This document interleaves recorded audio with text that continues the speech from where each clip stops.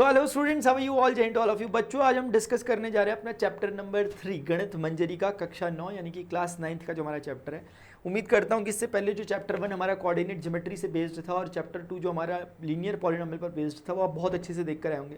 हर एक एक्सरसाइज को हम यहाँ पर कवर करते हुए चल रहे हैं, हर एक क्वेश्चन को हम देखते हुए चल रहे हैं, रिलेटेड कॉन्सेप्ट्स को हम पढ़ते हुए चल रहे हैं और लाइव क्लासेस हमारी जो चलती हैं आप उसको ज्वाइन कर सकते हो जो भी आपके डाउट्स होते हैं उसके लिए, ठीक है ना। हाँ, अभी हफ्ते में फिलहाल अब मुझे नहीं पता आप किस समय वीडियो देख रहे हो, लेकिन जिस समय वीडियो बना रहा हूँ इस समय हफ्ते में 3 दिन चल रही है, मंडे, ट्यूसडे, वेंसडे, जिसमें हम साइंस भी लेते हैं, फिजिक्स, केमिस्ट्री, बायोलॉजी और अपना ये मैथमेटिक्स वगैरह, ठीक है, क्योंकि मुझे 1 घंटे का टाइम मिल पाता है आप लोगों के लिए फ्री क्लासेस के लिए, ठीक है। बाकी आप डिटेल डिस्क्रिप्शन में देख सकते हैं अगर कोई आप पेड बैच के लिए इंटरेस्टेड तो। फिलहाल बच्चों हमारा ये वर्ल्ड ऑफ नंबर्स वाला चैप्टर है, बहुत प्यारा चैप्टर है। ये नई बुक जो बनी है इसका थोड़ा सा एक अच्छा मोटिव और एक अच्छा उद्देश्य है।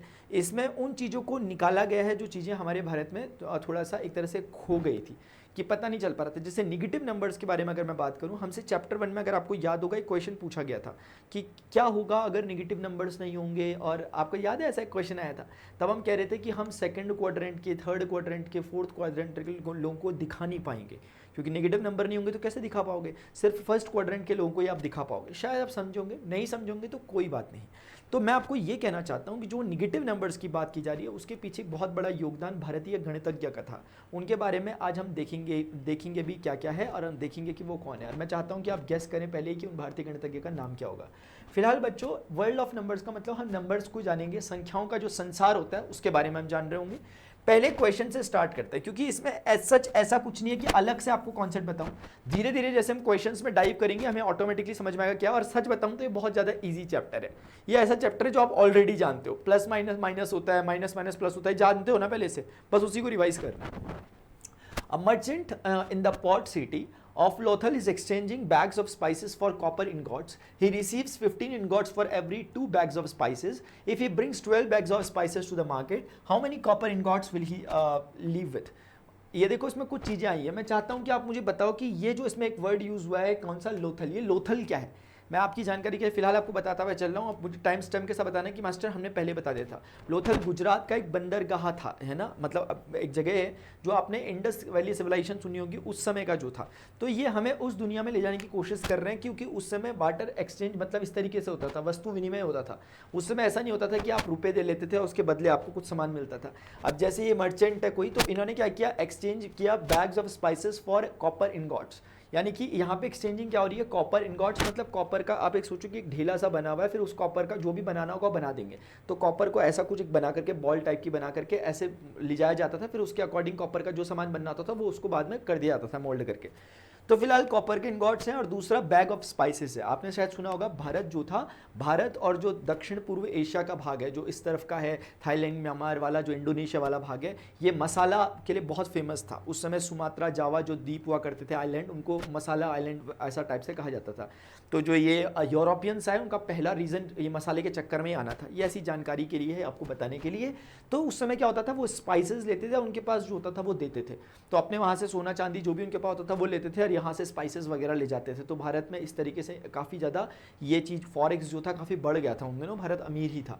He receives 15 ingots. अब देखो क्या हुआ, ही रिसीव्स 50 इनगॉट्स, यानी कि 15 इनगॉट्स की अगर हम बात करें ये मिलते हैं 15 इनगॉट्स कितने में मिलते हैं, for every 2 bags of spices. यानी कि 2 बैग्स ऑफ स्पाइसेस जो वो लेते हैं, 2 बैग्स ऑफ स्पाइसेस जो बच्चों को लेते हैं उसके बदले उन्हें ये मिलता है। अब समझना क्या है कि ये बोल रहे हैं कि if he brings 12 bags of spices to the market, अगर वो 12 बैग लाते हैं मार्केट में, तो आप बताओ how many copper ingots will he leave with, वो कितने कॉपर इनगॉट्स छोड़ जाएंगे, उसके बारे में बताया गया। तो कहने का मतलब है 12 बैग्स ऑफ स्पाइसेस। तो अगर आप समझोगे बच्चों यहाँ पर ये कितना हो गया, वैसे तो आप जनरल नॉलेज से भी कर सकते हो और करना भी चाहिए। अगर ये 12 हो जाएगा, 2 12 हो जाएगा, 2 12 कब होगा, जब 2 को 6 से मल्टीप्लाई करेंगे। तो 6 से यहाँ मल्टीप्लाई करोगे तो 6 से यहाँ भी करना चाहिए आपको। तो आंसर तो आपका मेरे हिसाब से 90 आ ही चुका होगा। लेकिन हम इसको वैसे ही करते हैं जैसा कि हमसे उम्मीद की जाती है, एक्सपेक्ट किया जाता है। आपने यूनिटरी मेथड पढ़ा होगा, बस उसी मेथड का इस्तेमाल करते हैं। नहीं पढ़ा होगा मैं बता देता हूँ। जैसे मैं आपको कहता हूँ कि 5 मैंगोज का जो प्राइस है बाजार में, मैं ऐसे ही आपको कहता हूँ कि 5 मैंगोज जो मिल रहा है, मैंने आपको कहा वो 50 रुपीज़ के। तो बच्चों आप मुझे बताओ 6 मैंगोज कितने के आएंगे। तो यहाँ पर यूनिटरी मेथड लगता है। यूनिटरी मेथड कहता है कि आप पहले 1 मैंगो का प्राइस निकालो। जैसे ही आप 1 मैंगो का प्राइस निकालोगे तो वो कितना निकलेगा 50/5 रुपी, क्योंकि वो जो 50 था 5 था वो उस 50 के नीचे आ जाएगा, क्योंकि हमें वहां सिर्फ 1 बचाना है। तो 1 बचाने का तरीका है कि 5 को भेज दो। अब 1 मैंगो का पता चल गया जैसे ही, तो आप 6 मैंगो का आराम से पता कर दोगे कि 6 मैंगो का कितना होगा। ये कितना हो गया, एक तरीके से 10 हो गया। फिलहाल मैं ऐसे का ऐसा ही लिख रहा हूं, into 10 rupees, I am sorry, into 6 rupees. तो आपने क्या किया, एक का पता लगाया इतना, तो 6 का कितना होगा, इतना इंटू 6, तो आपका आंसर 60 रुपये आ गया। अगर आपको ये तरकीब समझ में आती है तो इसी को यूनिटरी मेथड कहते हैं, है ना। ऐसे ही किया जाता है कि भाई ये इतने का, तो पहले आप डायरेक्टली 6 मैंगो का नहीं निकाल पाओगे। उसके लिए क्या करना पड़ेगा, पहले यूनिट का निकालेंगे, देन आफ्टर मल्टीप्लाई करेंगे, पहले डिवाइड देन मल्टीप्लाई। वैसे ही करके अभी हमसे क्या कह रहे हैं, 12 बैग्स के बारे में बोल रहे हैं कि क्या आप 12 बैग्स का बता सकते हो कि 12 बैग्स के एवरेज में आपको कितने इनगोट्स मिलेंगे। तो हमने बोला देखिए सर, इसमें भी वही फंडा लगेगा। अगर आपको 12 का कैलकुलेशन चाहिए तो आप पहले एक काम करो, इसे 1 बैग्स के लिए कैलकुलेट करो। आप ये पता करो कि 1 बैग ऑफ स्पाइस कितना, स्पाइसेस के इक्विवेलेंट कितना इनगोट्स मिलेंगे आपको। यानी 1 बैग ऑफ स्पाइस है तो ये 1 अगर है तो वो 2 कहां जाएगा, 2 इसके अपॉन में चला जाएगा इस तरीके से। तो 15/2 इनगोट्स, ये हमारे पास यहां पर ही हो गया इतने इनगोट्स। लेकिन क्या हमें 1 बैग ऑफ स्पाइस चाहिए, नहीं सर, हमें कितना चाहिए, 12 bag of spice for the market. इसके लिए बातचीत चल रही है, यानी कि दैट शुड बी कितना, 12। तो बच्चों ध्यान से सुनेंगे यार, ये 12 होना चाहिए। तो 12 करने के लिए इसको इस तरफ 12 करेंगे। एक बैग अगर स्पाइस अगर इतने इनगॉट देता है तो 12 बैग कितना देगा, यानी 12 बैग ऑफ स्पाइसेस कितना देंगे। तो हमने एक तरह से क्या किया, दोनों तरफ 12 से मल्टीप्लाई किया। या जनरल नॉलेज है कि एक बैग में अगर आपको 2 रुपए का सामान मिलता है तो 12 बैग में कितने का मिलेगा, 2 इंटू 12 रुपए का, ऐसा ही कुछ। तो इसलिए एक बैग का अगर इतना है तो 12 बैग का कितना होगा, इतना इंटू 12 इनगॉट्स, ये मिल जाएंगे आपको। आई होप यार मेरी बातें शायद समझ में आ पा रही होंगी आपको।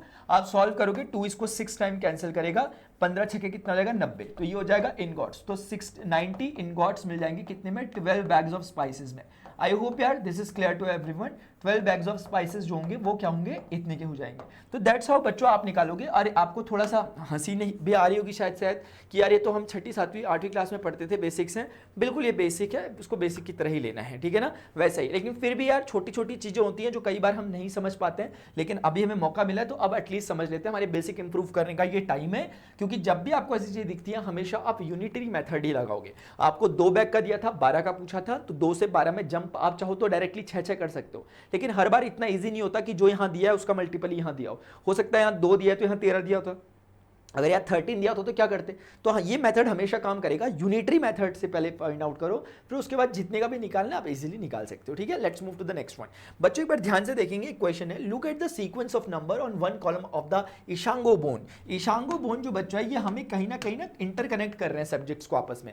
ईशांगो बोन आज से लगभग 20,000 साल पहले मिली कोई हड्डी है, एक तरह की हड्डी मिली है। मतलब 20,000 साल पहले के जो लोग होते होंगे उनके, क्योंकि आपको पता होगा कि जो ये आर्कियोलॉजिकल वाले लोग होते हैं कुछ ना कुछ करते रहते हैं। मैं आपसे पूछना चाहूंगा इंडस वैली सिविलाइजेशन में हड़प्पन सिविलाइजेशन के बारे में क्या आप मुझे बता सकते हैं, just to check your general knowledge, कि इसके बारे में किसने डिस्कवर किया था कि इंडस वैली सिविलाइजेशन है, और किस साल में किया था, किस ईयर में किया था, क्या आप बता सकते हैं इस बारे में। ये जनरल नॉलेज का क्वेश्चन है, इससे मैथ्स का कोई लेना देना नहीं है, तो टाइम स्टैम्प के साथ जरूर बताना। फिलहाल इस क्वेश्चन में बोल रहे हैं कि ईशांगो बोन जो हमें मिली है, जैसे वो ईशांगो बोन जो मिली लोगों को, जो ईशांगो बोन मिली है वो कुछ इस तरह की बोन है कि उसमें ना ऐसे ऐसे जैसे आपके स्केल होता है, जैसे आपका स्केल होता है ना, स्केल देखा हो आपने, उसमें ऐसी लकीरें खींची रहती है कुछ दिखाने के लिए, मिलीमीटर सेंटीमीटर को मेजरमेंट के लिए कुछ रहता है। ऐसे ही करके ईशांगो बोन जो हमें मिली है उसमें इस तरह के पैटर्न्स हमें दिखाई दिए, जो कि नेचुरल तो बिल्कुल भी नहीं है, जो बिल्कुल आपके डेलिबरेटली किसी ने बनाए हुए हैं। तो वो बनाए हुए हैं तो इससे सेंस लग रहा है कि उन लोगों ने मेजरमेंट के लिए इन चीजों का इस्तेमाल किया होगा।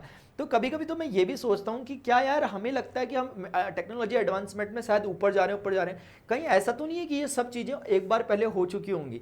मतलब आज से 50,000, क्योंकि कहते हैं कि 4.8 बिलियन ईयर्स हमारी अर्थ की वो है, 4 अरब साल पुरानी हमारी अर्थ है। तो मैं सोचता हूँ 4 अरब सालों में क्या कभी ये खोजें नहीं हो पाएंगी, जो अभी पिछले 10-20 सालों में इतनी ज़्यादा एकदम से खोज हो गई है, टेक्नोलॉजी इन्हांसमेंट हो गया है। आप मुझे बताओ आपका क्या मानना है, आज से इतने साल पहले क्या आपको ऐसा लगता है कि एक टाइम पे सब कुछ अपने पीक पे पहुंच चुका होगा, जबरदस्त साइंस होगा हम लोगों के पास, जबरदस्त साइंस होगा, हम सुबह हम जाते होंगे, चांद पे जाने का मन करता होगा, हम वैसे ही चले जाते होंगे जैसे आप आज गाड़ी में बैठ करके कहीं यहाँ से एक प्लेस से दूसरे प्लेस चले जाते हो, फिर चांद से लौट करके आते हो। क्या इस लेवल का एडवांसमेंट हो सकता है? आप प्लीज अपना वो बताना मुझे इसमें थॉट, मैं सोचता हूँ ऐसा ना कि क्या ऐसा हो सकता है क्या? तो अभी तो खैर ये हड्डी दिख रही है, अब ये हड्डी में इतना भी नहीं सोचना, बट स्टिल फिर भी ये हड्डी है, उसमें कैलकुलेशन है क्या। और वैसा भी अभी हमें हड्डी को हम शायद पुराना कह रहे हैं, क्या पता आने वाला टेक्नोलॉजी जो हमारी आएगी उसमें हम भी इसी में शिफ्ट हो जाएंगे। नहीं समझोगे अब मैं क्या कह रहा हूँ, फिलहाल मैथ समझो। Look at the sequence of numbers on one column of the Ishango bone. Ishango bone में एक कॉलम में एक कुछ नंबर्स हमें इस तरीके से समझ में आ रहे हैं कि जैसे वहाँ एग्जैक्टली ऐसे नंबर नहीं है, लेकिन इस तरह का कुछ चीज़ है जिससे हमें समझ में आ रहा है कि 11 लकीरें हैं, फिर 13 है, फिर 17 है, फिर 19 है, यानी कि 11 है, फिर 13 है, फिर 17 है, फिर 19 है। इस तरह का पैटर्न बना हुआ है। वो बोल रहे हैं what do these numbers have in common. In numbers में कॉमन क्या है। ईशांगो बोन में ये जो चीजें मिली है, अगर आप इस पैटर्न को समझने की कोशिश करो तो ये क्या पैटर्न है, क्या ये ऐसा पैटर्न है। अगर हम इस पैटर्न को थोड़ा सा देखने की कोशिश करें, क्या ये ऐसा है कि इसमें 2 का डिफरेंस है, और नो, लेकिन इसमें तो 4 का डिफरेंस है, ऑल्दो फिर इसमें 2 का डिफरेंस है, तो ये कोई स्पेसिफिक डिफरेंस नहीं है। अगर 13 और 17 के बीच में 15 भी होता तो हाँ ये 2 का डिफरेंस मेंटेन कर रहा होता, तो इसका कुछ वो सेंस निकलता। लेकिन एज फॉर नाउ अगर मैं आपसे बोलूं प्लीज एक बार खुद दिमाग लगाओ कि क्या सेंस बन सकता है, तो बच्चों मुझे समझ में आ रहा है कि इस सिनेरियो में इसका सेंस बन रहा है कि they are nothing but the prime numbers. आपको अगर नहीं पता तो मैं आपको बता दूं, आज की डेट में हम लोग बिल्कुल आसानी से जानते हैं कि what do we mean by prime numbers. तो यहां पर बच्चों अगर जैसे मैंने लिख दिया ये प्राइम नंबर, अगर हम इस प्राइम नंबर की बात करते हैं, प्राइम नंबर्स कौन से होते हैं ना बच्चों, पहले आप टाइम स्टैम्प के साथ खुद बताइए अगर आपको आता है तो, और प्लीज मुझे नीचे पे बता देना कमेंट सेक्शन में, नहीं आता तो ध्यान से सुनो। प्राइम नंबर्स वो होते हैं जिनके एग्जैक्ट 2 फैक्टर्स होते हैं, जिनके बच्चों एग्जैक्ट क्या होते हैं, 2 फैक्टर्स होते हैं। अब 2 फैक्टर्स का मतलब क्या हुआ कि जैसे कोई एक नंबर ले लेता हूं मैं, 3 ले लेता हूं, तो 3 आप देखोगे 3 के केवल 2 ही फैक्टर हैं, एक 3 1 के टेबल में आएगा, एक 3 खुद के टेबल में आएगा। इसी प्रकार से 5 भी एक 1 के टेबल में आएगा और 5 एक खुद के टेबल में आएगा। 6 की बात करोगे, 6 एक बार 1 के टेबल में आएगा, 6 एक बार 6 के टेबल में आएगा। लेकिन 6 इसके अलावा अगर आप देखोगे 2 के टेबल में भी आता है और 6 3 के टेबल में भी आता है। तो इस सिनेरियो को हम क्या कहेंगे, प्राइम नंबर नहीं कहेंगे। ऐसे नंबर जिनके 2 से ज्यादा फैक्टर होते हैं उन्हें कॉम्पोजिट नंबर कहा जाता है। और ये 3 प्राइम नंबर है, 5 प्राइम नंबर है। मैं आपसे पूछना चाहूंगा कि आप मुझे बता सकते हैं टाइम स्टैम्प के साथ कि सबसे छोटा स्मॉलेस्ट प्राइम नंबर कौन होगा। तो प्राइम नंबर का मतलब जो खुद से डिवाइड होता हो और जो 1 से डिवाइड होता हो, इन शॉर्ट जिसके केवल 2 फैक्टर्स एग्जिस्ट करते हो उसे हम प्राइम नंबर कहते हैं। तो बच्चों यहां पर अगर आप गौर करोगे तो ये प्राइम नंबर का एग्जांपल है, क्योंकि 11 किसी के टेबल में नहीं आता है ना, खुद के टेबल में आता है और 1 के टेबल में आता है, 2 ही फैक्टर है। 13 भी आपका 2 ही फैक्टर रखता है, खुद के टेबल में आता है और 1 के टेबल में आता है। And same goes with 17 and my dear same goes with 19। तो ये चीजें यहां पर हो रही हैं कि ये 11 13 17 19 all they are what my dear, they are the prime numbers. ये सिर्फ प्राइम नंबर्स हैं। तो अब आपको मेरी बात समझ में आ गई।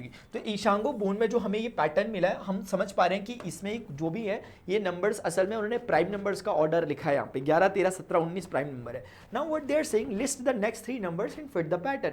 अगर आपको पैटर्न समझ में आ गया तो आप नेक्स्ट 3 नंबर्स को बताइए क्या होंगे। तो चूंकि हमें पता चल गया ये प्राइम नंबर है और हम समझ पा रहे हैं कि भाई 19 के बाद अगला प्राइम नंबर 20 बिल्कुल नहीं है, क्योंकि 22 का भी फैक्टर 20 का फैक्टर मतलब 2 के टेबल में भी 20 आता है, 10 के टेबल में भी आता है, 5 के टेबल में, there are lot of factors. But 21 की बात करें, यस इट इज, ये भी नहीं होगा। क्यों? क्योंकि 21 3 और 7 के टेबल में एक्स्ट्रा आता है, 3 7s are 21 7 3s are 22 भी नहीं है। फिर उसके बाद 23, यस 23 बच्चों एक ऐसा प्राइम नंबर, एक नंबर है जो किसी के टेबल में नहीं आता एक्सेप्ट 1 इन इटसेल्फ। 23 के बाद 24 भी नहीं, क्योंकि वो 2 12 4 सबके टेबल में आता है, 6 के टेबल में।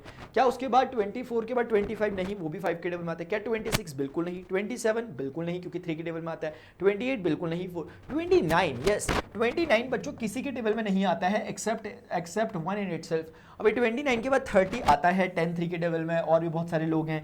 31 किसी के टेबल में नहीं आता। तो मैं यहाँ इस नतीजे पे पहुंचा हूं कि मुझे ये 3 नंबर्स ये मिले।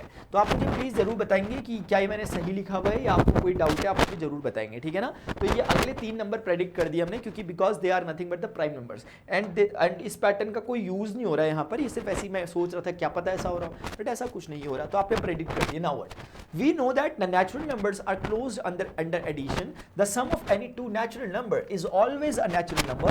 Are they closed under subtraction? Provide a couple of examples to justify your answer. बच्चों ये जो चीज होती है ना, एक चीज है इसको कहते हैं क्लोजर प्रॉपर्टी। ऑल्दो इन्होंने इस क्लोजर प्रॉपर्टी को अच्छे से यहाँ पर आपको बताया भी है, अच्छे से एक्सप्लेन भी करा है कि what do they mean by it. But अगर आपको समझ नहीं आएगा तो let me tell you. Closure property जो होती है इसको कहते हैं ना, ये जो लिखा हुआ है इसको एक वर्ड बोलते हैं, इसको कहते हैं क्लोजियर प्रॉपर्टी। तो क्लोजियर प्रॉपर्टी क्या होती है मैं आपको एक बार पहले समझा देता हूं, और जो उन्होंने समझाने की कोशिश ऑल्दो की है, बाई चांस किसी बच्चे को समझ नहीं आएगा तो मैं समझा देता हूं। क्लोजर प्रॉपर्टी का मतलब बच्चों ये होता है, जब भी क्लोजर प्रॉपर्टी आती है तो ये ना बाइनरी टाइप ऑपरेशंस में आती है। अब बोलोगे बाइनरी क्या है, कोई दिक्कत नहीं, बाइनरी या अलजेब्राइक स्ट्रक्चर हम इन्हें कहते हैं। अलजेब्राइक स्ट्रक्चर क्या होता है मैं आपको पहले समझा देता हूं, उससे पहले मैं आपको कुछ और बातें बता देता हूं जो इस चैप्टर को पढ़ने के लिए थोड़ी जरूरी है, इस क्वेश्चन को समझने के लिए। क्या बच्चों आपको पता है कि नेचुरल नंबर्स कौन से होते हैं? क्या आपको पता है? देखो एक बार बता रहा हूं, बार बार बताने वाली चीजें नहीं होती हैं, एक बार समझ लीजिए, ठीक है। अभी इसलिए भी बता रहा हूं क्योंकि चैप्टर का नाम है the world of numbers, although इन्होंने स्पेसिफिकली नहीं बता रखी है, लेकिन मैं आप लोगों को बता रहा हूं। जैसे बच्चों 1 है, 2 है, 3 है, 4 है, जो भी आपकी काउंटिंग नंबर्स हैं they are known as what, natural numbers. और एक अच्छी बात ध्यान रखिए कि हमेशा 3 डॉट जो होते हैं ये बताते हैं अप टू सो ऑन, यानी कि you need to just follow the same pattern. तो इसमें 3 डॉट लगते हैं कॉमा के बाद, है ना। अभी नेचुरल नंबर हो गया, ऐसे ही करके बच्चों एक चीज होती है, इसे कहते हैं होल नंबर। इसे क्या कहते हैं यार? इसे कहते हैं सर जी होल नंबर्स। तो बच्चों होल नंबर्स जो होते हैं इनकी खास बात क्या है, एक मिनट बच्चों, जो होल नंबर्स होते हैं इनकी खास बात क्या होती है, ये 0 से स्टार्ट होते हैं and same as counting numbers. जैसे ऊपर वाले नेचुरल नंबर थे उन्हें काउंटिंग नंबर भी कहते हैं, बस उसमें अगर 0 भी ऐड हो जाए, 0 भी इंक्लूड कर दोगे तो वही होल नंबर बन जाता है, पूर्ण संख्याएं। इसी प्रकार से बच्चों अगर आपको कोई बोले कि इसके अलावा क्या होता है, तो एक होता है उसे कहते हैं इंटीजर्स। इंटीजर्स के बारे में अगर कोई आपसे पूछे कि what do you mean by integers, तो आप बोलोगे इंटीजर्स यानी कि कंप्लीट नंबर, जो ये सारे पॉजिटिव नंबर, सारे नेगेटिव नंबर और 0, सारे पॉजिटिव सारे नेगेटिव का मतलब सारे पॉजिटिव नहीं, इसका मतलब केवल सारे positive complete numbers like these. तो इसका मतलब जैसे कि 0 है, प्लस का 1 है, प्लस का 2 है, प्लस का 3 है, प्लस का 4 है, तो जितने होल नंबर्स हैं डेफिनेटली वो तो है ही। उसके अलावा बैक साइड में अगर आप आओगे नंबर लाइन में पीछे, तो -1 -2 टाइप के जो लोग हैं ये भी। तो इन शॉर्ट में 0 +- 1 +- 2 +-3, all positive complete numbers, all negative complete numbers including 0 will be considered as the integers and integers. तो आपको समझ में आ गया होगा बच्चों यार। अब इसके अलावा भी कुछ चीजें और होती है रैशनल नंबर, उस पर मैं फोकस नहीं कर रहा हूं क्योंकि वो अभी मेरा कंसर्न नहीं है। मुझे जो समझाना था उतने के लिए मुझे मेरा सामान मिल गया, जितना मुझे समझाना था उतने के लिए मुझे मेरा सामान मिल गया। अब एक बार समझने की कोशिश करते हैं क्लोजर प्रॉपर्टी जब हम बात करते हैं बच्चों, उससे पहले ना ये देखो आपको एक्चुअली मौका मिला है इसलिए मैं यहाँ पर बता दे रहा हूँ ये चीजें।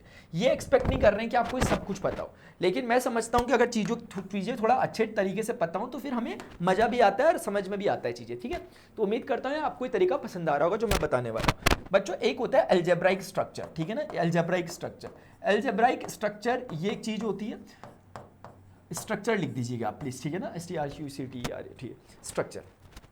तो बच्चों अलजेब्राइक स्ट्रक्चर जैसे मतलब मैं क्या कहना चाहता हूं, मैं अगर लिखता हूं नेचुरल नंबर और प्लस, तो ये एक अलजेब्राइक स्ट्रक्चर फॉर्म कर, बेसिकली आप यहां पर बता रहे हो कि आप किसको कंसिडर कर रहे हो, किस टाइप के नंबर को, और आप बता रहे हो कि वो नंबर किस ऑपरेशन पर काम कर रहे हैं। अभी आपने बताया कि नेचुरल नंबर अंडर एडिशन, आप नेचुरल नंबर को अंडर एडिशन कंसिडर कर रहे हो। अब इसका मतलब क्या हुआ? इसका मतलब ये हुआ कि मैं पूछूंगा क्या n पॉजिटिव, ये अलजेब्राइक स्ट्रक्चर क्या क्लोजर प्रॉपर्टी को फॉलो कर रहा है? तो ऐसे टाइम पे आप क्या करोगे, काम करोगे, एग्जाम्पल लोगे। जैसे मैं आपको एक एग्जाम्पल लेकर के बताता हूं, ठीक है। मैंने आपको एक एग्जाम्पल लिया, मैंने कोई नेचुरल नंबर सपोज कीजिए, जैसे मैंने 1 सपोज किया, दूसरा नेचुरल नंबर मैंने 9 सपोज कर दिया। अब इन दोनों को अगर आप जोड़ोगे तो क्या रिजल्ट आ रहा है, 10। अगर आप ध्यान से देखोगे क्या ये नेचुरल नंबर था? यस। क्या ये नेचुरल नंबर था? यस। इनका जो आउटपुट आया क्या वो नेचुरल नंबर है? यस। तो इसका मतलब क्या हुआ कि दो नेचुरल नंबर्स को जोड़ने पर भी एक नेचुरल नंबर ही आ रहा है। तो इसका मतलब ये जो अलजेब्रिक स्ट्रक्चर है ये क्लोज्ड अंडर एडिशन है, यानी natural numbers are closed under addition. ये समझ में आया। अब ये ऐसा नहीं है कि सिर्फ एक एग्जांपल लेकर के आप बोलोगे तो हो जाएगा, आपको इसे इन जनरल सोचना होगा। जनरल आप ऐसे सोचोगे, आप बोलोगे इन जनरल की एक नंबर है ए जो नेचुरल नंबर है, आप बोलोगे एक नंबर है बी जो नेचुरल नंबर है, फिर आप बोलोगे इनका जो रिजल्ट है ए प्लस बी ये भी इटसेल्फ एक नेचुरल नंबर है। ये थोड़ा जनरल होता है, इसमें कुछ सिंबल होते हैं ऐसे करके बिलोंग्स टू, वो मैं बना नहीं रहा, खाली उससे कंफ्यूजन सा क्रिएट होगा, मोटी मोटी बात समझने की हो रही है। तो आप इन जनरल सोचो दिमाग लगा के कि कोई भी दो नेचुरल नंबर को जोड़ के क्या कभी भी आपको नेगेटिव मतलब नॉन नेचुरल नंबर मिल सकता है? तो आपका जवाब हमेशा निकल के आएगा नहीं, हमेशा हमें नेचुरल नंबर ही मिलेगा। मैं ऐसा नहीं है आप सिर्फ 1 और 9 को कंसीडर करो, आप कोई भी दो नेचुरल नंबर कंसीडर कीजिए and always you will be getting what a natural number again. So natural number क्या है? क्लोज्ड है अंडर एडिशन। अब मैं आपको ये समझाता हूं कि ये एग्जांपल फेल कब होता है क्या है। जैसे बच्चों इधर ध्यान से देखिएगा, यहां ध्यान से देखिएगा कि अगर मैं कहता हूं कि नेचुरल नंबर है यहां पर ही है, तो नेचुरल नंबर अंडर सब्ट्रैक्शन है इस बार। तो अब देखते हैं कि क्या ये क्लोज्ड होता है इस बार भी कि नहीं होता। जैसे ये क्लोजर प्रॉपर्टी है ना, ऐसी और भी प्रॉपर्टीज होती हैं, अभी हम उनको डिस्कस नहीं कर रहे क्योंकि क्वेश्चन की डिमांड नहीं है। एसोसिएटिव प्रॉपर्टी, आइडेंटिटी, इनवर्स वगैरह कुछ चीजें होती है, लेकिन हम बिल्कुल कम्यूटेटिव प्रॉपर्टी हम उनको बिल्कुल डिस्कस नहीं करेंगे। मैं सिर्फ आपको क्लोजर प्रॉपर्टी सिखा रहा हूं जो कि मैंने आपको बताया। अब जैसे हम अंडर सब्ट्रैक्शन जाएंगे तो सब्ट्रैक्शन में let's take some examples. If you are taking 3 and if you are taking 2 and if you are subtracting then you are getting 1, तो आप बोलोगे ये एक नेचुरल नंबर था, ये भी एक नेचुरल नंबर था, तो ये भी एक नेचुरल नंबर है, क्या कहना चाहिए मुझे, क्लोज्ड है। तो आप शायद कहोगे हाँ सर ये क्लोज्ड है। लेकिन अगर आप इन जनरल सोचो तो क्या हर दो नेचुरल नंबर का डिफरेंस या उनका जो माइनस होता है, क्या वो हमेशा नेचुरल नंबर आता है? तो आपको तुरंत आंसर आ जाएगा नहीं, ये गलत बात है, क्योंकि अभी आपने ये किया। लेकिन अगर कोई स्टूडेंट ऐसा बोलता कि सर अगर मैं एक नेचुरल नंबर टू लेता हूँ, एक 3 लेता हूँ, अब सब्ट्रैक्ट करता हूँ, माइनस का 1 आता है, तो अब कैसे हुआ, क्योंकि 2 लिया मैंने, ये तो नेचुरल नंबर है, और ये 3 इटसेल्फ एक नेचुरल है। उनके बीच में सिंबल डाला नेगेटिव का, क्योंकि अंडर हम नेगेटिव सब्ट्रैक्शन चेक कर रहे हैं। अब ये -1 आया विच इज नॉट नेचुरल नंबर, ये नॉट नेचुरल मतलब नेचुरल नहीं है ये, तो इसका मतलब सर ये फेल हो गया, क्योंकि दो नेचुरल नंबर्स को हमने घटा करके देखा अंडर सब्ट्रैक्शन के ऑपरेशन में, हमने देखा कि वो नेचुरल नंबर नहीं दे रहा। इसका मतलब n जो नेगेटिव यानी natural number under subtractions are not closure. आप मेरी बात समझ पा रहे हैं? ठीक है, मैं आपसे एक बात पूछना चाहूंगा, आप मुझे बताओगे i प्लस के बारे में, और आप मुझे बताओगे i माइनस के बारे में, और आप मुझे बताओगे i डिवाइड के बारे में, कि क्या ये तीनों में से कौन सा क्लोज्ड है और कौन सा क्लोज्ड नहीं है। ठीक है ना, और करस्पॉन्डिंग ऑपरेशंस मैंने लिख दिए। इंटीजर्स हैं ये i, integers under addition, integers under subtraction, और इंटीजर्स अंडर बच्चों डिवीजन। तो this is your responsibility to tell me कि ये इनमें से कौन सा क्लोज्ड है अंडर देयर गिवन ऑपरेशंस। ठीक है, आई होप आप समझ गए होंगे यार, पक्का?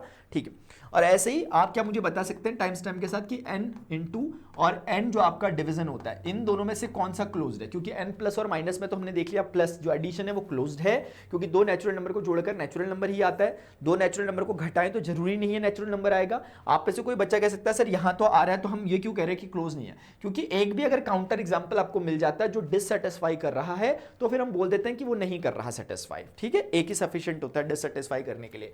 फिर उन्होंने बोला था provide a couple of examples to justify your answer and we have given lot of examples, you can give any of the examples. आपने 2 - 3, तो छोटे में से जब भी छोटे नेचुरल नंबर में से जब भी बड़ा नेचुरल नंबर घटाओगे तो हमेशा you will get negative number which is not natural, तो वो एग्जांपल होता रहेगा। ठीक है, let's move to the next one.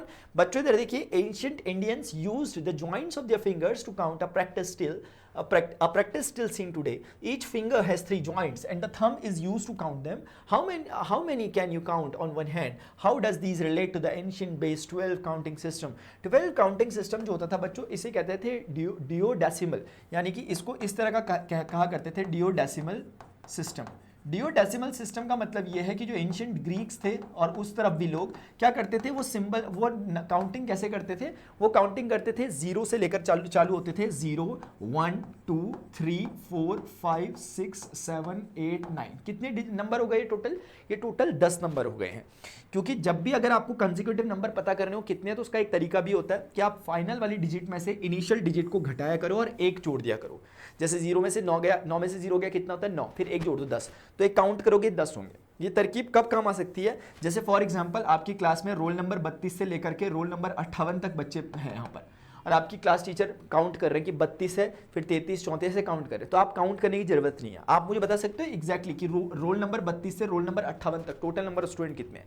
आप बहुत इजीली बता सकते हो। आप बोलोगे 58 - 32 + 1। जो आम इंसान रहता है जो मैथ्स नहीं पढ़ता वो सिर्फ 58 - 32 करेगा, एक नहीं जोड़ेगा, आपको जोड़ना है। 8 में 2 गया 6, 5 में से 3 गया 2, आप बोलोगे 27 लोग हैं, आप काउंट भी कर लेना, ये 27 लोग होंगे 32 से 58 तक। तो ये ऐसे ही जनरल नॉलेज के लिए बताया, इसका कोई रोल इस क्वेश्चन में ऑल्दो नहीं है, बट ठीक है आपके काम आएगा, कभी ना कभी तो आपके काम आएगा, तब तो मास्टर को याद कर ही लोगे। ठीक है, इधर देखो चलो बच्चों, इसमें क्या होता था, ये लोग क्या करते थे, जो एंशिएंट लोग थे, ये अपनी काउंटिंग जो करते थे, इनके पास जो नंबर्स थे बेसिकली, जैसे क्या होता है कि आज की डेट में आप देखते होगे कि होता है ना कि हम कुछ एक बेस बना देते हैं। जैसे बेस क्या बना देते हैं, जैसे फॉर एग्जांपल कोई नोट गिन रहा है तो वो एक बेस बना देगा कि अगर 10-10 के नोट गिन रहा है वो, ऐसे करके उसके बहुत सारे 10-10 के नोट है, तो 10 20 30 40 50 60 70 80 90 100, तो वो 10 गड्डी को अलग कर देगा, फिर 10 गड्डी को अलग कर देगा, ऐसे कर करके वो एक बेस बना दिया। कि अब इससे क्या होगा कि अगर उनके पास ऐसी 5 गड्डियाँ तो वो एकदम समझ जाएंगे कि मेरे पास 100 × 5 यानी 500 रुपये है। ये एक तरीका। जैसे मेरे गांव में, मैं अपने गांव की बात करूँ तो हमारे गांव में पुरानी जो प्रथा थी वहाँ पर ना बीसी चलता था, बीसी। तो जैसे मेरी जो ग्रैंड मदर भी थी वो भी काउंटिंग कैसे समझती थी, वो ऐसे समझती थी, वो 100 नहीं समझती थी, वो समझती थी 5 बीसी, यानी 20 5 बार हो गया। 80 80 को वो 80 नहीं समझते थे कि 20 के आगे उन्हें काउंटिंग नहीं आती है, उन्हें 20 के आगे काउंटिंग नहीं आती। उन्हें अगर 40 बोलना है तो वैसे बोलेंगे कि 2 बीसी, यानी 2 बार 20 है ना। उन्हें 80 बोलना है, बोलेंगे 4 बार 20 है, ऐसा ऐसा होता था। तो ये लोग के टाइम पे क्या होता था, एंशिएंट वाले इनके टाइम पे, ग्रीक्स वगैरह इनमें, इनके वहाँ 12 तक काउंटिंग को ये लोग थोड़ा फेवरेबल मानते थे। अभी मैं बताऊंगा क्यों मानते थे, क्योंकि 12 का हिसाब किताब करते थे कि अब इनको जैसे कुछ भी बोलना है तो ये 12 में अपने यूनिट को 12 में बैठा के चलेंगे। यानी कि अगर इन्हें 3 चीज़ें देनी है तो वो 36 देंगे, 48 देंगे, 60 देंगे। 12 के टेबल में खेल खेलते थे ये लोग। आप मेरी बात समझ रहे हैं? जैसे आमतौर पे हम क्या 10 रुपए के नोट में खेल खेलते हैं, हम 11 के या 12 के नोट में तो खेल सकते थे। आपने देखा होगा बनाना लेने जाते हो, बनाना दर्जन के, कई जगह डजन की फॉर्म मिलता है, कहीं तो किलो में मिलते हैं, लेकिन कई जगह बनाना डजन की उसमें मिलते हैं। तो 12 को इसलिए चुना गया क्योंकि 12 10 के कंपैरिजन में थोड़ा सा ज्यादा फ्लेक्सिबल नंबर है, क्योंकि 10 के केवल 2 ही फैक्टर हैं, 2 और 5, लेकिन 12 के फैक्टर्स कौन है, मतलब 12 का फैक्टर 2 तो है ही, 3 तो है ही, 4 भी है और 6 भी है। ज्यादा नंबर ऑफ फैक्टर्स हैं, इसीलिए वो कैलकुलेशन में ईज प्रोवाइड करता है जब भी इस तरह की व्यापारिक चीजों में आप जाते हो तो, क्योंकि उसके ज्यादा टुकड़े हो सकते हैं। तो फिर आप समझ पा रहे होंगे, तो इसलिए 12 को यूज करते। तो ये लोग क्या करते थे, 0 से 9 तक डिजिट्स, और उसके बाद कुछ सिंबल्स लेते थे। आई एम सॉरी कि मुझे वो सिंबल्स नहीं पता कौन से थे, लेकिन कुछ वो एक मतलब कुछ सिंबल्स यूज करते थे, 2 सिंबल्स यूज करते थे, दो कुछ सिंबल्स यूज करते थे, और बाकी वो डिजिट्स यूज करते थे। तो इसको डुअल डेसिमल सिस्टम कहते थे, क्योंकि 10 और 2 है ना, 12 हो गया। बाकी अभी अगर आप हमारे संस्कृति में देखो, भारत संस्कृति में, तो 12 राशियां हैं, 12 राशियों के 12 स्वभाव हैं, उसके बाद 12 ज्योतिर्लिंग है, एक दिन में 12 घंटे होते हैं, एक वर्ष में 12 साल होते हैं। और आप मुझे बताओगे और 12 क्या होता है, तो बहुत चीज़ें 12 में चक्करबाजी होती है ना। तो ये ऐसे बहुत सारी चीज़ें हैं हमारे उसमें, ठीक है। तो आई होप यार आपको थोड़ा थोड़ा सा कुछ समझ में आएगा। तो ये जो कह रहे थे, अब मैंने आपको पहले सेकंड वाले पार्ट को क्लियर कर दिया था, बाकी वही कह रहे हैं कि भाई ancient Indian used to join the finger. आपके जो ये हैं, अब मेरे केस में थोड़ा सा अलग हो जाता है। मैं आपको बताता हूँ मेरे केस में अलग क्यों जाता है। एक्चुअली जो आपके जॉइंट्स होते हैं ना, ये जॉइंट्स 1 2 3, अगर पता नहीं आपको ये दिख पा रहे होंगे नहीं दिख पा रहे होंगे, 1 और ये 2 और ये 3, आप अपने हाथ उठाकर देखो आपके हाथ के उसमें, ठीक है ना। हाँ, और कहते हैं कि मत कर अपने हाथों की लकीरों पर यकीन, किस्मत तो उनकी भी होती है जिनके हाथ नहीं होते। खैर वैसे चलो बाद में बताऊंगा इस बारे में। तो बच्चों मैं कहना चाह रहा था कि 1 2 3 1 2 3 ऐसे करके 3 3 वो आपके वो बने हुए जॉइंट्स। तो इस तरह से वो बोल रहे हैं आप कितना यूज वो कर सकते हो मैक्सिमम काउंटिंग, और आप थंब को यूज करते हो काउंट करने के लिए। एज अ काउंटर यूज होता है थंब, तो thumb as a counter use होता है। तो 1 2 3 4 5 6 7 8 9 10 11 12, हम ऐसे 12 तक काउंट कर सकते हैं, क्योंकि हमारे पास 4 फिंगर्स अवेलेबल हैं और हर एक फिंगर में 3 जॉइंट्स है, तो हम 12 तक काउंट कर सकते हैं। तो ये 12 इस 12 से थोड़ा थोड़ा मैच करता था, इसलिए लोगों को 12 होता था। अब मैं आपको क्यों कह रहा हूँ, मेरा थोड़ा हिसाब किताब अलग है, आपको देखेगा जूम करके देख लियो, मेरे यहाँ पे ना 4 जॉइंट है, 1 2 3 4, तो मेरा क्या है ना 13 तक काउंट हो जाता है, ठीक है। मेरा ये यहाँ पे ना ये दो जॉइंट्स है, ऐसे करके ना 2 जॉइंट्स हैं यहाँ पे, एक और देख, तो मेरा 13 तक काउंट हो जाता है, ठीक है। तो अब आगे बढ़ते हैं बच्चों। अब देखते हैं ब्रह्मगुप्ताज रूल। मैं इन्हीं की बात कर रहा था जब मैंने आपको स्टार्टिंग में कहा था कि वो कौन से गणितज्ञ 6वीं 7वीं शताब्दी में हमारे भारत में हुए थे।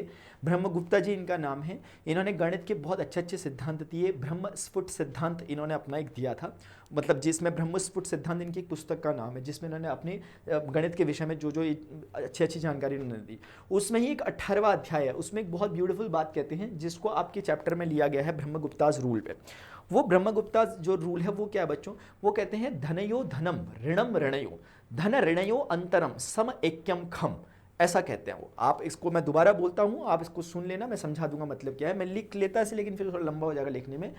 धनयो धनम ऋणम ऋणयो धन ऋणयो अंतरम सम ऐक्यम खम, ऐसा कहते हैं। इसका मतलब क्या है, वो यहां पर कह रहे हैं। अच्छा इन्होंने किया क्या, इन्होंने धन और ऋण किसे कह रहे हैं पहले वो समझ लो। आज की डेट में बच्चों आप जिसे ना प्लस और माइनस टाइप की चीजें कहते हो, आप क्या कहते हो, आप कहते हो कि सर एक हमारे पास प्लस का सिंबल होता है जिसको आप ऐसे रिप्रेजेंट करते हैं, और एक आप बोलते हो माइनस का सिंबल होता है जिसे आप कैसे रिप्रेजेंट करते हो, ऐसे रिप्रेजेंट करते हैं सब्ट्रैक्शन करते समय।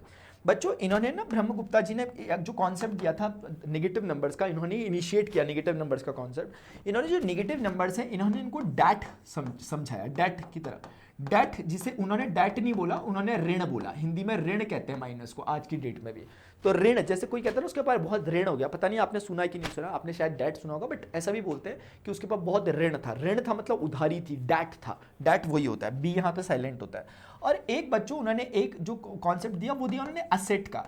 असेट का, एसेट्स जो होते हैं आपके पास, एसेट्स संपत्ति जिसे आप हिंदी में कहते हो, ये असेट की बात कर रहे हैं। उन्होंने कहा ये असेट का सिद्धांत दिया संपत्ति का, या इसको कहीं कहीं पे फॉर्च्यून, ऐसा फॉर्च्यून, क्योंकि अब उन्होंने तो इंग्लिश में नहीं दिया था, उन्होंने तो हिंदी में दिया था, तो लोग अपने अपने हिसाब से मतलब निकालते हैं अंग्रेजी में, कोई से फॉर्च्यून कहता है, कोई असेट कहता है, कि वो लोग बोलते हैं कि फिर ऐसे करके। असलियत में उन्होंने संपत्ति करके उन्होंने शब्द यूज किया, संपत्ति का है ना, संपत्ति और ऋण का सिद्धांत दिया उन्होंने समझाने के लिए।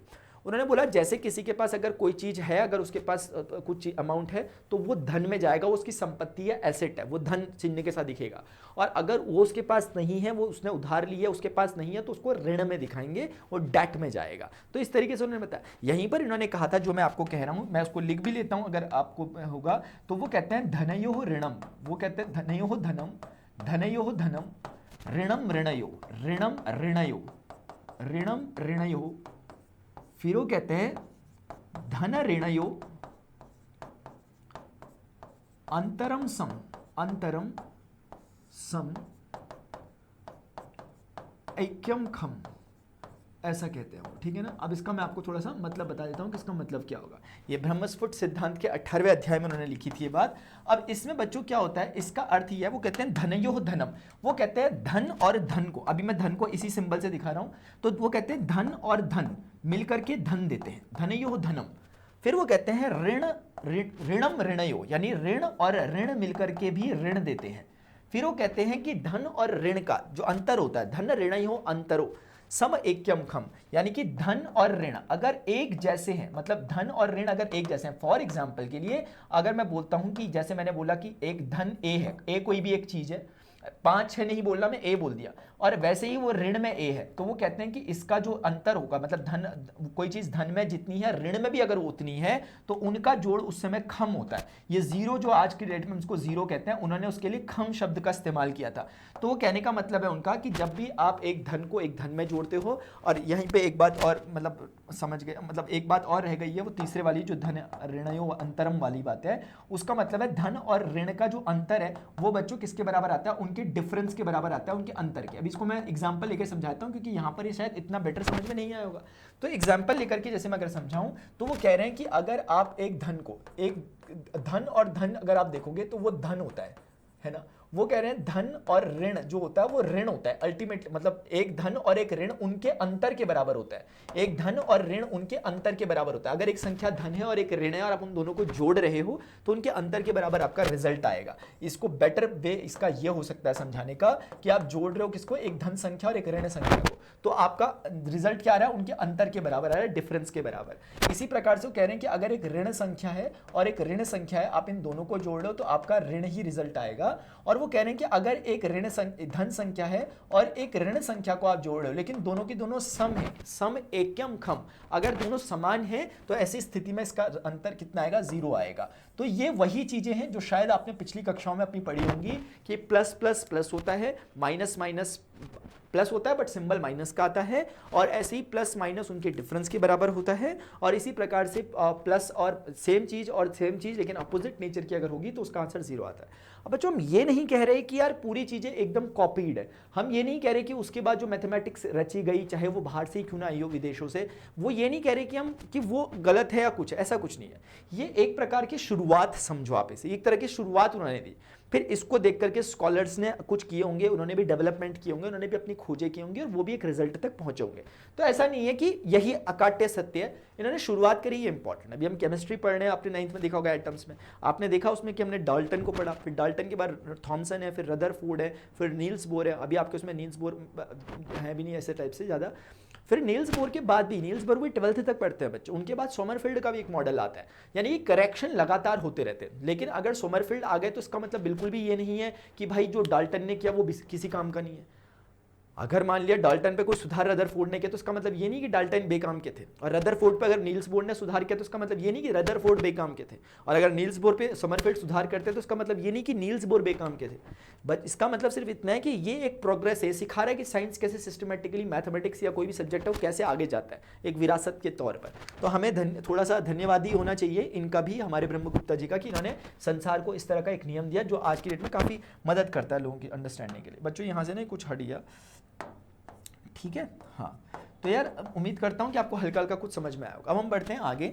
देखो जैसे क्वेश्चन है, इनमें करना अल्टीमेटली ना आपको उतनी डीपली आपको वो नहीं बता रखा, सिर्फ इंट्रोड्यूस किया उन्हें, बाकी आप चीज़ें वैसे ही पढ़ो जैसे आप पढ़ते हो। वो क्या है, the temperature in the high altitude desert of Ladakh is recorded as 4 degree centigrade at noon, यानी दिन के समय 4 डिग्री सेंटीग्रेड, अच्छी खासी ठंड है, ये ठंड होती है, कंपाने वाली ठंड है, 4 डिग्री सेंटीग्रेड बहुत ठंडा टेम्परेचर होता है। यानी कि यहाँ पे लद्दाख में आप गए और दिन के समय जब आपके वहाँ पे 40-50 डिग्री सेंटीग्रेड टाइप का होता होगा टेम्परेचर, यहाँ पे 4 डिग्री सेंटीग्रेड दिन के टाइम पर भी।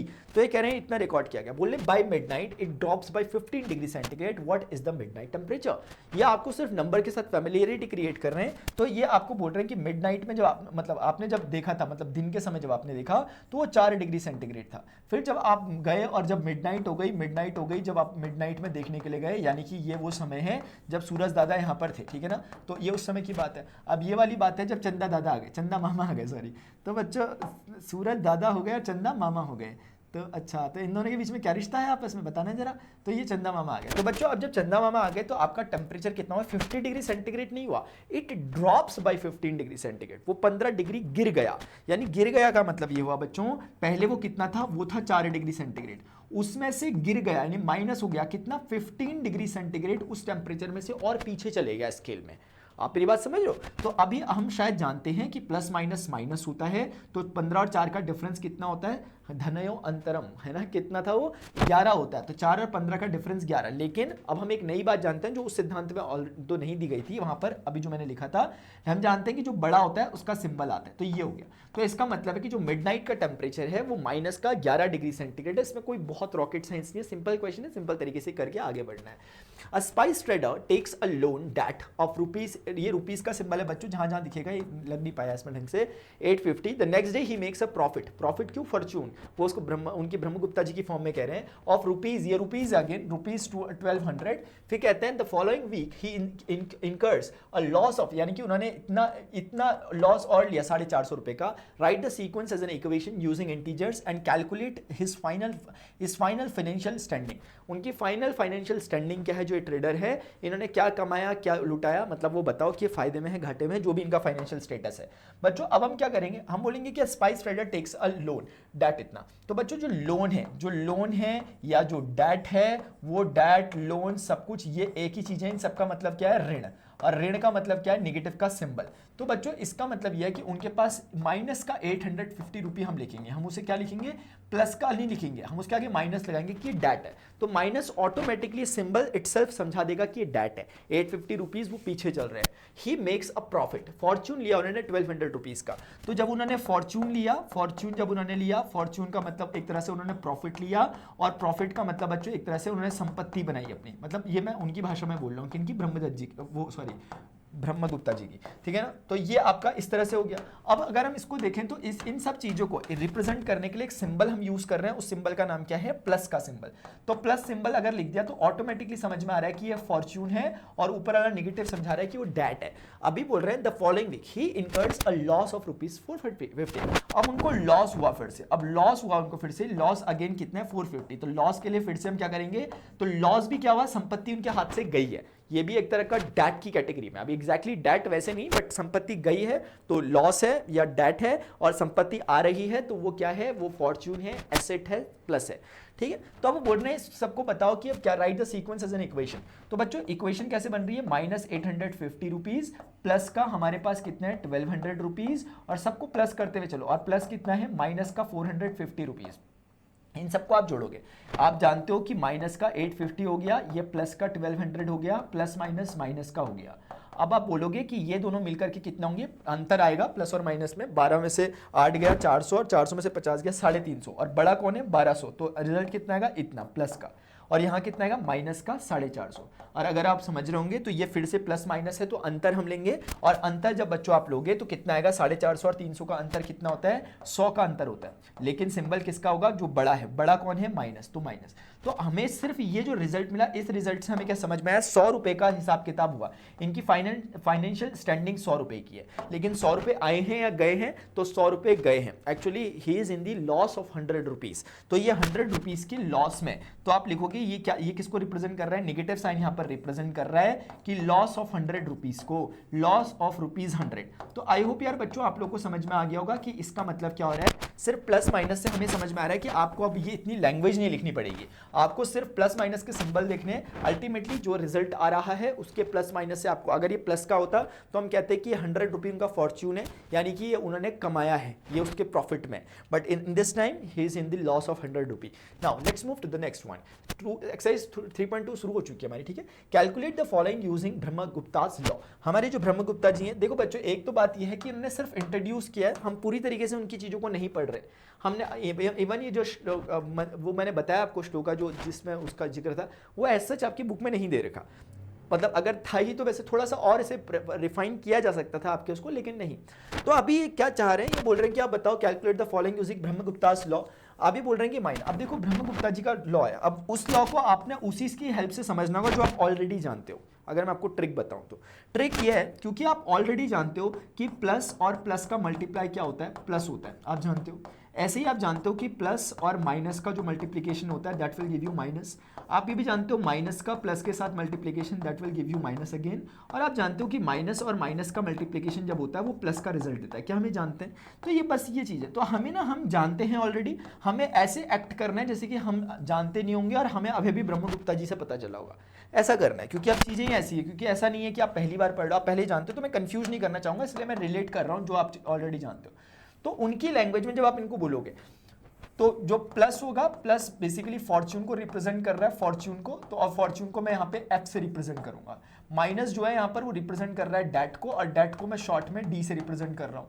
तो बच्चों इससे क्या हो जाएगा, इसके नोट्स आपको टेलीग्राम में मिल जाते हैं, ठीक है ना, अगर कोई बच्चा पूछता है बाद में, मुझे भी याद आया, ठीक है। अब इधर देखिए, तो अभी के लैंग्वेज में हम बोलेंगे कि हमारे पास अगर फॉर्च्यून और फॉर्च्यून का मल्टीप्लाई होगा तो हम कहेंगे कि फॉर्च्यून आता है प्लस प्लस। हम कहेंगे कि डैट और डैट आपस में मल्टीप्लाई होते हैं तो हम कहते हैं फॉर्च्यून होता है। फिर हम कहते हैं कि फॉर्च्यून और डैट आपस में मल्टीप्लाई होते हैं तो ये डैट बनाता है। और फिर हम कहेंगे कि डैट और फॉर्च्यून आपस में मल्टीप्लाई होता है तो वो भी डैट बनाता है। तो वैसे ये दोनों इसके एकदम रिस्पेक्टिव ऑर्डर में नहीं है, क्योंकि आप समझ रहे होंगे ऑल्दो ये वाला रिस्पेक्टिव ऑर्डर है, बट इसको मैंने यहाँ कर दिया, गलतफहमी हो गई थी मुझे, और ये वाला यहाँ हो गया, और ये वाला जो है बेसिकली वो इसके साथ मैच कर रहा है। तो हम ऑलरेडी जो जानते हैं वही हमने करना है। जैसे इस केस में बस लैंग्वेज इनकी वाली यूज कर देनी है ताकि ये भी खुश रहें।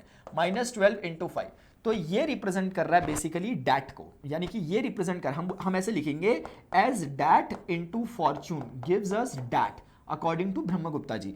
तो हमने यहाँ पर ये लिखा कि ऐसा होता है, क्यों हमें, आई एम सॉरी मैंने डैट के आगे नेगेटिव नहीं लगाना चाहिए, ये डैट। अब क्या समझ में आया कि यहाँ पर ये 12 पंजे कितना होता है, ये तो हमें पता है कि 12 पंजे ऑलरेडी 60 होता है, 60 लिख देना है और सिंबल यहाँ से आएगा, डैट और फॉर्च्यून मिलकर के डैट बनाते थे डैट। आपने किया क्या है, प्लस माइनस माइनस होता है, आपने किया वो है, बस ऐसा दिखा देना है, थोड़ा सा रेफरेंस दे देना है कि हमने ब्रह्मगुप्ता जी को फॉलो किया। तो बच्चों इधर देखो, इसी प्रकार से -8 × -7, आप इसको कैसे लिखोगे, आप जानते हो ऑलरेडी कि 8 7 56 होता है, आप इवन ये भी जानते हो कि प्लस का 56 होता है, बिल्कुल जानते हो, माइनस माइनस प्लस होता है। लेकिन आप इसको रिप्रेजेंट कैसे करोगे, प्रेजेंटेशन में आप बोलोगे डैट, और डैट जो रहता है आप बोलोगे डैट, क्योंकि ये भी डैट है नेगेटिव, ये भी डैट है नेगेटिव, आप बोलोगे डैट डैट मिलके फॉर्च्यून बनाते हैं, और फॉर्च्यून प्लस का होता है, इसलिए आपने कहा ये हो गया। इसी प्रकार से बच्चों आपको इसका थर्ड पार्ट अगर देखना है तो आप बोलोगे कि 0 इनटू आपके पास यहाँ पर एक 0, अच्छा ये माइनस का सिंबल है, तो ये हो गया, देखो ये हो गया 0 माइनस का 40। अब इसको भी समझना जरा, इसका मतलब क्या हुआ, जो खम है आपका जो 0 है, अगर उसमें से आप माइनस कर रहे हो किसी भी चीज को, तो बेसिकली आप कर क्या रहे हो समझना, ये ऑलरेडी एक डैट है, आप डैट को हटा रहे हो। नेगेटिव, नेगेटिव का मतलब है हटाना, ये नेगेटिव मतलब रिमूव कर रहे हो, किसको रिमूव कर रहे हो, डैट को रिमूव कर, डैट को रिमूव करना मतलब आप प्लस में जा रहे हो, आप समझ रहे हो इस सेंस को। तो इसका मतलब क्या हुआ, इसका मतलब ये हुआ कि 0 माइनस माइनस हम समझते हैं 0 माइनस माइनस मिलके क्या होगा प्लस। उसको ये लोग कैसे समझाएंगे, यहाँ पर हमें ब्रह्मगुप्ता जी बोलेंगे कि नेगेटिव नेगेटिव प्लस का सेंस वो बताएंगे कि डैट था, डैट को तुमने रिमूव किया, नेगेटिव स्टैंड्स फॉर रिमूव, एक ये बता रहा है -14 का डेट है, ये नेगेटिव बता रहा है, मैंने उसे रिमूव कर दिया, तो डेट को रिमूव करके आपने क्या कर दिया, अपने को प्लस में ले आए, तो ये सेंस इसका आ रहा है और यहाँ पर ये 14 हो जाएगा। इसी प्रकार से बच्चों मतलब जो आप जानते हो ना ऑलरेडी वही है, ज़्यादा कंफ्यूजन बिल्कुल नहीं चाहिए। ऐसे करके ये वाला तो हम ऑलरेडी जानते हैं यार, इसका आंसर -5 ऐसे लिख दो। तो इसमें आप ऑल दो लिख देना कि डेट डिवाइडेड बाई जो आपका एसेट होता है या फॉर्च्यून होता है, that will give us what, debt again. यानी इसका रेफरेंस क्या हो जाएगा, डेट और एसेट या फॉर्च्यून हमें मिलकर के क्या दे रहा है, हमें डेट ही देता है वो, ठीक है ना। ये जैसे आप बोलते हो माइनस और प्लस का डिवीजन हमेशा माइनस ही होता है, बस वही चीज की है, और कुछ इसमें एक्स्ट्रा नहीं है। बच्चों देखो, explain using a real world example of that why subtracting a negative number is the same as adding a positive number, ठीक है ना। बोल रहे हैं कि ऐसा क्यों होता है कि 10 माइनस माइनस 15 टाइप का हो जाता है। तो बच्चों इसका वही एक एग्जांपल है, लेट से आपके पास वी हैव ₹10, आपके पास ₹10 है, तो आप इसको कैसे समझा रहे हो, आप बोले मेरे पास प्लस 10 रुपीज़ है, मतलब +10, क्योंकि आपके पास ये असेट है, फॉर्च्यून है, आपके पास ही है, ठीक है ना। अगर आपने डेट लिया, डेट लिया और डेट आपने लिया -2 का डेट लिया आपने, -2 का, तो बेसिकली आप इसको ऐसे रिप्रेजेंट कर रहे हो, -2 डेट है ना। अगर आपने डेट लिया है तो आप ऐसे दिखा रहे हो, -2 का डेट लिया आपने। तो अगर हम बोल रहे हैं कि अब आपके पास नेट कितना बचा, तो आप बोलोगे +10, मतलब अगर मैं आपको बोलता हूं ऐसा कि आप एक काम करो, अपने डेट को रिमूव कर दो, क्योंकि वो क्या कह रहे हैं, explain using a real world example of that why subtracting a negative number, subtract करना नेगेटिव नंबर को, यानी कि वो ऐसा कहना चाह रहे हैं कि अगर आपने ये 10 रुपीज है और ये नेगेटिव नंबर ऑलरेडी है और आपने इसको सब्ट्रैक्ट कर दिया, तो बच्चों इसका सेंस वही है जो मैं आपको ऑलरेडी पिछले एग्जांपल में बता चुका हूं। आप यहां पर ये जो डेट है, ये represent, this whole thing is representing debt because of the negative, और ये सब्ट्रैक्ट का मतलब हुआ रिमूवल, ये सब्ट्रैक्ट आपको रिमूव कर रहा है, ये रिमूवल कर रहा है। तो ये रिमूवल किसका कर रहा है, डेट का। जब डेट का रिमूवल आप कर रहे हो, डेट को आप हटा दे रहे हो, तो बेसिकली आप क्या कर रहे हो, एसेट की तरफ जा रहे हो। इसको समझने का दूसरा तरीका भी होता है नंबर लाइन में, जैसे आपके पास ये 1 2 3 -3, -2 -1 -4 ऐसा कुछ है आपके पास, ठीक है। अब आप कहते हो कि जैसे आप देखो, ये भी एक बेटर अप्रोच है बच्चों, आई एम सॉरी बच्चों, ये भी ना एक बेटर अप्रोच है, इसे भी समझना जरा, ठीक है ना। ये भी एक बेटर अप्रोच है जो मैं आपको बता रहा हूं, ये एक दूसरा तरीका है समझने का। देखो, जब आपको कोई कहता है कि -2 और -3 कितना होता है जोड़ करके, तो आप क्या कहते हो, आप कहते हो इतना और आप कहते हो इतना, क्या आप इतना ही कहते हो। अब इसे समझो कि इसका सेंस क्या है। इसका सेंस ये है कि जब आप नंबर लाइन में बच्चों जाते हो, कभी भी जब आप नंबर लाइन में कभी भी जाते हैं इस तरीके से, आपके पास लेट से यहाँ पर 0 है, फिर ये 1 है, 2 है, 3 है, 4 है, 5 है, तो ये -5, -4, -3, -2, -1 कहलाता है, और इस तरफ आपका प्लस चलता है। तो बच्चों जब आप कह रहे हो -2, जैसे -2 यहां पर है, अब आप कह रहे हो -2 में मैंने जोड़ा क्या, -3, -2 में मैंने जोड़ा -3 जोड़ने का मतलब क्या हुआ कि -2 तो यहां तक का था, यानी कि 1 2, अब -3 कहां तक का है, ये -3 है, यानी -2 में -3 जोड़ने का मतलब ये हुआ कि आप 3 कदम चले, लेकिन किस दिशा में, नेगेटिव दिशा में, ये मतलब हुआ इसका। यानी कि आप 1 कदम चलोगे यहां पहुंचोगे, फिर आप एक और कदम चलोगे, दूसरा कदम यहां पहुंचोगे, फिर तीसरा कदम चलोगे यहां पहुंचोगे, इसका रिजल्ट देखो यही आ रखा है -5। ये थोड़ा सा इसका सेंस है, समझ में आ रही है बात, ये एक सेंस है। बाकी इन दिस सिनेरियो अगर हम बोलें तो हमें समझ में आ रहा है कि removal of debt is equal to fortune, आप ये कह सकते हो, दैट्स इट। आप ये कह सकते हो कि रिमूवल ऑफ डेट जो होता है, रिमूवल ऑफ डेट, दूसरी लैंग्वेज में उसी को हम क्या कहेंगे, वही फॉर्च्यून है। तो ये एक तरह से क्या समझाना चाह रहा है, नेगेटिव नेगेटिव पॉजिटिव, ये वही समझाना है फॉर्च्यून,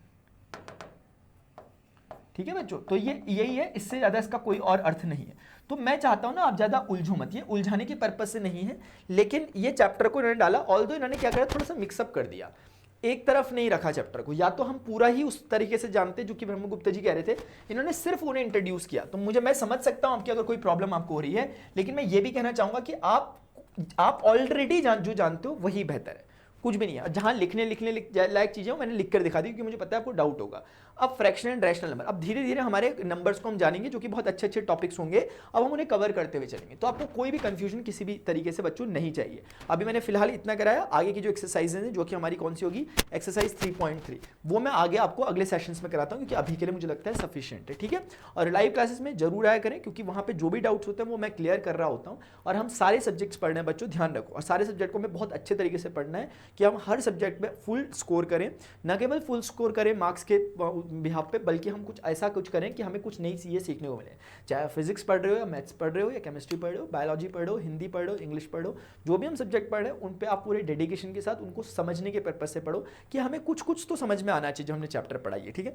तो आई होप यार आपको सेशन इंटरेस्टिंग लगा होगा। अभी के लिए बच्चों इतना ही। मैं चाहूंगा कि आप नीचे कमेंट सेक्शन में जरूर मुझे बताएं कि आपको सेशन कैसा लगा, और एक वीडियो को लाइक तो जरूर बनता है। हाइप का ऑप्शन अगर आपके पास आता है तो वीडियो को आप हाइप भी कर सकते हो यार, ठीक है ना। ये काफ़ी होगा आप लोगों के लिए, इस तरह की फ्री एजुकेशन को स्प्रेड करने के लिए आप लोगों का कॉन्ट्रीब्यूशन रहेगा ये। अभी के लिए बच्चों इतना ही, मिलते हैं नेक्स्ट सेशन में। Till then good bye, see you, take care, जय हिंद, bye bye, love you all.